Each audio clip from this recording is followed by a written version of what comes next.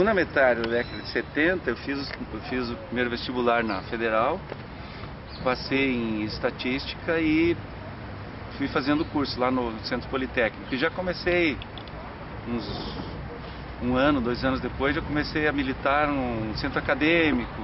Na época era centro acadêmico por setor, não tinha centro acadêmico específico de curso. A gente estava começando a reorganizar dentro do movimento estudantil os centros acadêmicos. Em 78, 79 eu comecei a me envolver um pouco mais. A gente começou a ter o movimento de rearticulação da UNE no Brasil. E eu participava dos congressos da ProUni, em São Paulo, na PUC de São Paulo, na USP, em Curitiba. E aí a gente reorganizou o DCE. Então a gente reorganizou a UNE, o congresso da UNE, participei, a gente viajou para lá, o ônibus foi parado com metralhadora, todo mundo revistado, quer dizer, vários ônibus foram parados, jogaram bomba lá no congresso. Ação política interna na universidade, externa, delegacia de ordem política e social, os agentes do SNI, da ASE, que era a Associação de Segurança Interna que tinha dentro da universidade, pessoas que eram dedo duro e denunciavam as coisas que você estava participando e organizando.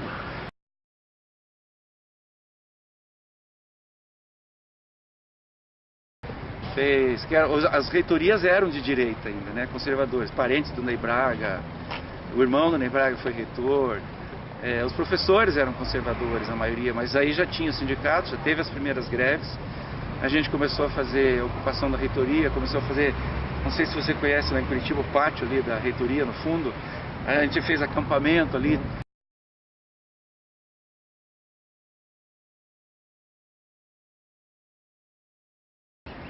A gente saía fazer pichação pela anistia, né? A anistia foi em 79. A anistia ampla, geral e restrita, que está sendo discutida até hoje pela questão que anistiou também os torturadores, né? E eu conhecia os presos políticos, sabia como é que eram as torturas. O dia às vezes que a gente ia lá no presídio da U, tinha 2 presos políticos. Um deles já tinha tentado suicídio, o outro, quando saiu do presídio, se matou, né? Teodoro Gershkov. E ele, numa das visitas que eu fiz lá, ele denunciou para um jornalista que estava lá, denunciou as torturas que ele sofreu no presídio, né? Que está lá no livro Brasil Nunca Mais, essas coisas todas.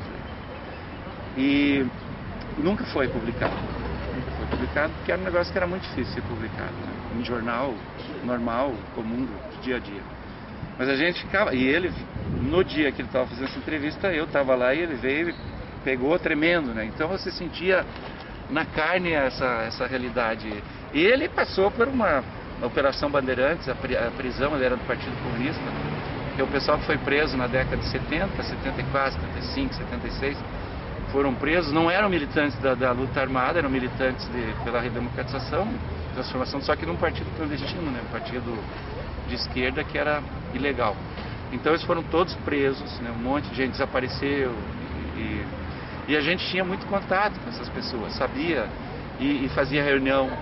A gente começou a participar desses grupos de militantes e cada pessoa num grupo, num tipo de grupo. Você tinha muito AP, por exemplo, a ação popular que era ligada à igreja, só que é a universidade.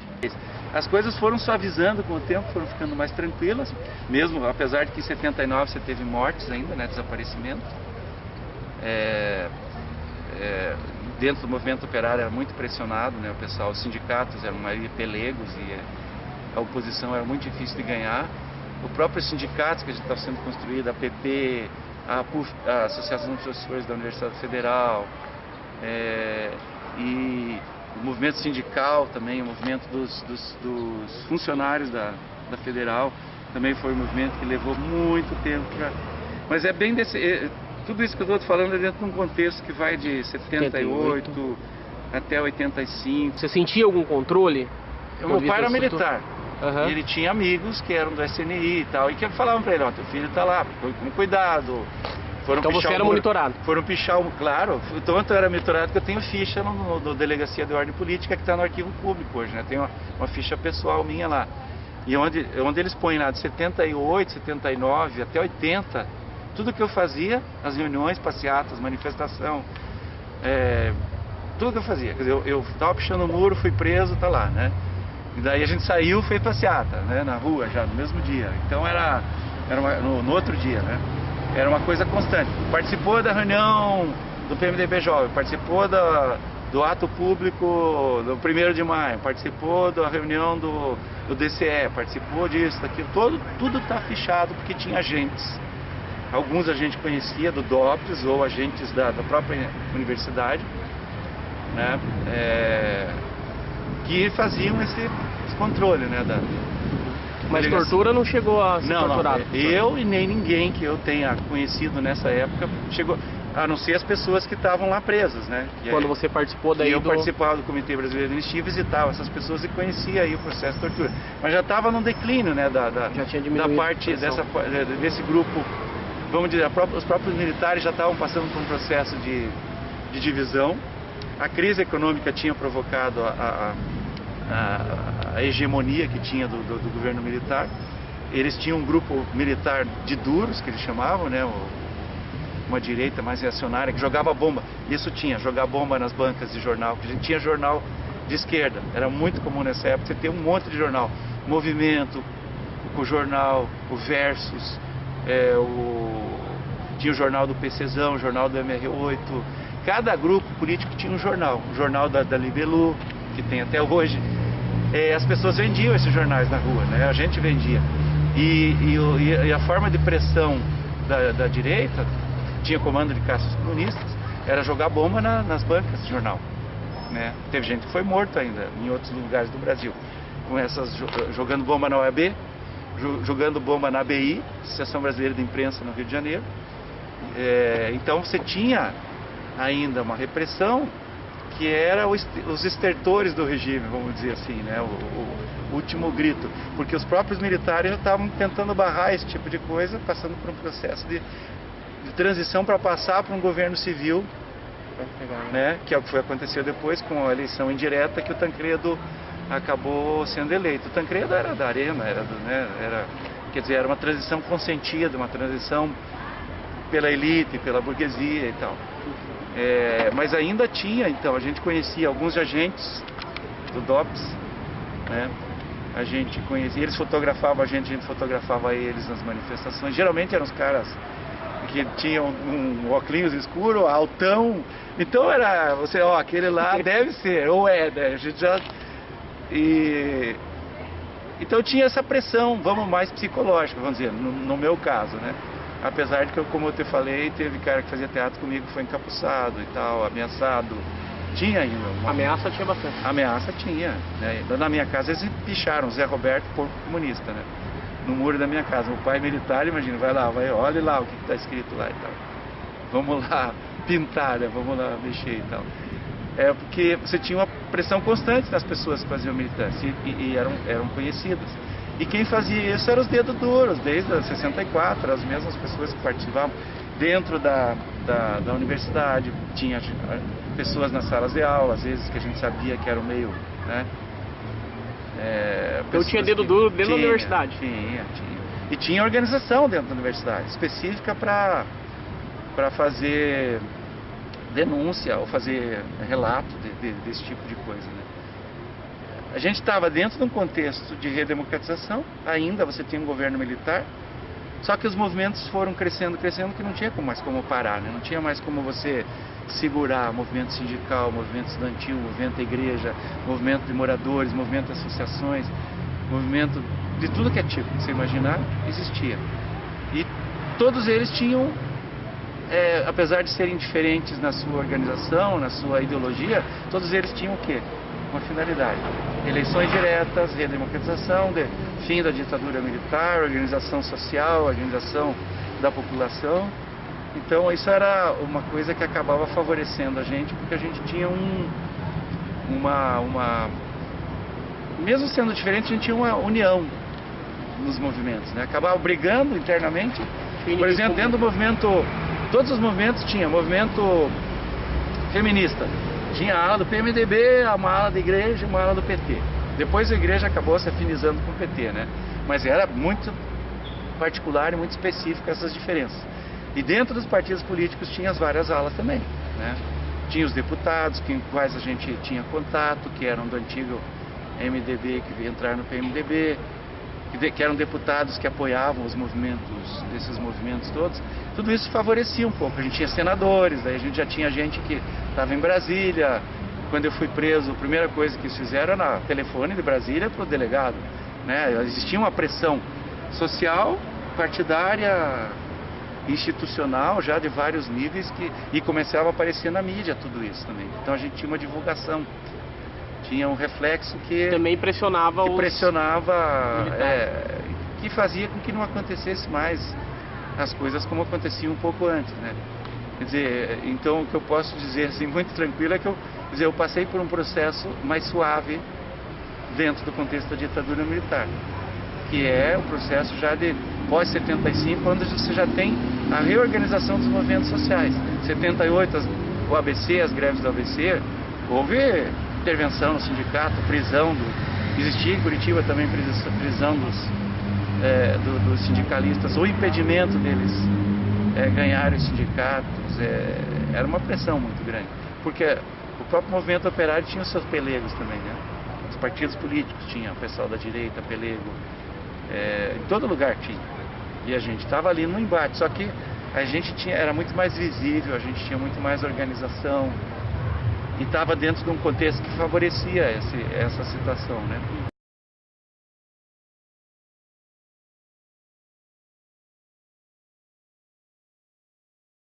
A gente sabia que tinha associação, a ASE, né, que chamava Associação de Segurança Interna, que existia desde 65. Dentro da universidade. Dentro da universidade. Que era um organismo que os reitores eram de direita, os reitores compactuavam com o governo federal e estadual, etc. Então você sabia que tinha, mas dentro de sala de aula era cada vez mais difícil. Por quê? Dentro da sala de aula, mesmo você tendo professor conservador, a gente tinha centro acadêmico, a gente fazia greve, nós fizemos greve na história, uma das primeiras greves que a gente teve de estudantes na Federal foi do meu curso, da minha turma de História da Federal. A gente parou uma semana o curso. Então a gente tirava o professor, a gente já tinha esse poder de tirar professor, brigar com o professor, fazer greve, Então, muitos professores eram conservadores, né? Tinham apoiado a ditadura militar, apoiavam o partido que era a antiga Arena e agora o PDS e tal, a gente sabia disso. Tinha as pessoas que eram, vamos dizer, mais militantes do governo dentro da universidade, elas eram mais escondidas nesse momento, já eram mais camufladas, já eram mais... Tinha gente que dedurava, que falava das reuniões, por isso que eram anotados, pessoas que faziam relatórios para a Delegacia de Ordem Política e Social, ou para essa associação interna da universidade, e ela tinha ficha, os militantes. Ou se tinha, os militantes tinham ficha, ou as organizações tinham ficha. E essa ficha, ela era constantemente feita, entregada para o delegado, e o delegado fazia lá um relatório, maquininha de escrever, né, e a assinatura do cara lá, né? Uma parte dessa documentação você tem acesso hoje no arquivo público, dá para até você descobrir algumas pessoas, quem era. Algumas a gente sabia, outras a gente não sabia. Mas era uma coisa mais tranquila, né? A gente não temia, a gente não tinha medo disso, né? Era uma coisa mais... Foi suavizando, vamos dizer assim. 78 diante foi diminuindo. 79 para frente, 80, 81, 82 principalmente, aí ficou muito mais tranquilo. Até aí ainda tinha, né, um processo de repressão. Tanto que eles pararam de fazer o fichamento, né? Ou pelo menos não está lá, né? A gente não sabe daí como é que ficou essa situação. Ele vai até uma data que é 80, 81, mais ou menos. Então tinha gente que estava nas reuniões com a gente e estava lá anotando o que você estava fazendo, o que você estava discutindo, o que você estava falando. Fulano, Beltrano, está lá o nome de todo mundo que estava na reunião, de todos, né? Você pega os documentos, você vê tudo isso. Os professores mais progressistas, eles tinham dificuldade para manter suas aulas, essas coisas? Não, era difícil de entrar a fazer concurso, né? Isso era mais difícil. O controle era na entrada. O controle era na entrada. E tanto que a maioria dos professores com quem a gente tem aula nunca fizeram concurso na universidade, né? Eram parentes, amigos de alguém e foram entrando. Aí quando começa a ter os concursos mais com banca mesmo, isso aí já é na década de 80 e aí começa a transformar a universidade, porque os professores são outros, uma outra cara, né? mas geralmente eram pessoas que nem tinham feito concurso para entrar na universidade.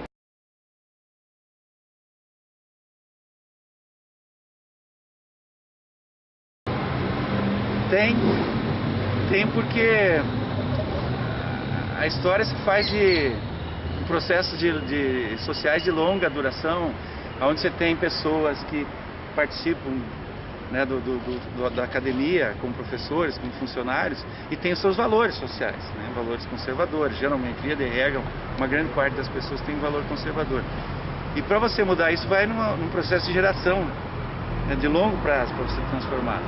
A universidade começou a mudar um pouco já na década de 90, quando ela teve que ter quadros com mestrado, doutorado, que não existia. A universidade era uma coisa muito fechada, muito provinciana, muito fechada em si mesmo. Estou falando aqui no contexto da UEPG já, né? Os professores não saíam daqui para fazer mestrado, doutorado, então há uma pressão do próprio governo para a universidade ter formação. Formação que eu falo aqui já é mestrado, doutorado, tal, né? Qualificação profissional. E aí eles têm que fazer concurso e fazer os professores entrar com mestrado e doutorado. E aí começa a vir para pessoas de fora, né? No meu caso, no curso de História, teve o primeiro concurso em 89, que entrou um professor de Curitiba, e daí em 91 teve 9 vagas, entrou pelo menos uns 5 em Curitiba. E começou a vir gente de fora. E em quase todos os departamentos começou a acontecer isso. Isso provocou um enfrentamento, um embate interno dentro da estrutura da universidade, que era conservadora, que era praticamente pró-regime militar ainda, né, que não existia mais, mas os valores que as pessoas tinham eram os mesmos. As disciplinas que existiam, você via como que era, não tinha teoria, não tinha uma discussão política mais de esquerda ou mais de oposição, era uma coisa muito conservadora. E ela vai, até essas pessoas irem se aposentando, ela se mantém na estrutura de poder. Então a gente sofreu muito isso na carne, nesse processo inicial de dar aula aqui. Você pegava os piores horários, um monte de disciplina, ainda tinha aula de educação moral e cívica, ainda tinha quase que uma coisa parecida com o EPB, né, para os alunos em geral. E esses professores foram se aposentando, uma das primeiras gerações da UEPG, da década de 50, 60, foram se aposentando no final da década de 90. Só que muita gente que entrou nos concursos ainda tinha eram mais novos, mas tinham a mesma formação de mentalidade. Foram formados para conservadora, exatamente. Então esse grupo se mantém até hoje dentro da universidade, né? Ou como funcionário, ou como professor, e mantém uma estrutura conservadora de pensamento, de valores sociais. E a universidade, então, por isso ela tem uma cara conservadora, burocrática, né? Onde, quando você fala de um movimento social, do MST, do movimento indígena, do movimento negro, para eles é uma coisa ainda muito complicada, muito, né? As pessoas são muito ligadas à igreja, muito ligadas a valores que, né? Aqui em Ponta Grossa, para ter uma ideia, nunca teve, dentro da igreja não teve esquerda da igreja, não teve as comunidades eclesiais de base. Então isso é um reflexo da cidade, que é um reflexo dentro da universidade, né? Da instituição. A instituição era um pouco a cara da UEPG, é um pouco a cara da universidade da cidade de Ponta Grossa, né? Agora as pessoas têm saído daqui para estudar fora, fazer mestrado, doutorado, e isso acaba provocando uma transformação na mentalidade. Se você tem contato com outro lugar, muda, né? Propicia a mudança da cabeça das pessoas. Quando você fica muito encastelado no teu ninho, né, você tem uma tendência a ser um pouco mais conservador, um pouco mais, né, fechado naquele meio, naquele ambiente, e o próprio contexto geral da região favoreceu esse tipo de coisa dentro da instituição, né? Favorece até hoje ainda, né? Um reflexo disso é as reitorias que a gente tem até hoje, né? São os mesmos grupos políticos que tem praticamente desde os anos 50 aqui, né? Claro que há uma mudança de mentalidade, mesmo dentro deles, eles têm que mudar, eles têm que se adaptar a algumas circunstâncias que o momento histórico traz, propõe e tal, mas eles continuam mantendo alianças com os grupos conservadores, né? Vamos chamar as elites, né, da região. Quer dizer, há todo um processo de, né, manutenção dessas alianças dentro da instituição com a sociedade externa aqui fora E a universidade é muito voltada para esse tipo de comunidade. A comunidade não a comunidade e o povo de Ponta Grossa e tal, é a comunidade, é a associação comercial, industrial, são as empresas, as indústrias, a CCR, bababá, e vai por aí afora. Quer dizer, a universidade ela ainda é de elite para elite, e muita gente até faz discurso que só tinha que ter aluno de Ponta Grossa, né, aqui, ou só quase de professor de Ponta Grossa. Você ainda ouve esse tipo de mentalidade, né? Universidade parece que ela não tem aquele contexto do universo, ela tem que ser um negócio, né, restrito à região da cidade para ela formar as elites da própria cidade, né, para atuar nas empresas da elite da própria região de Ponta Grossa.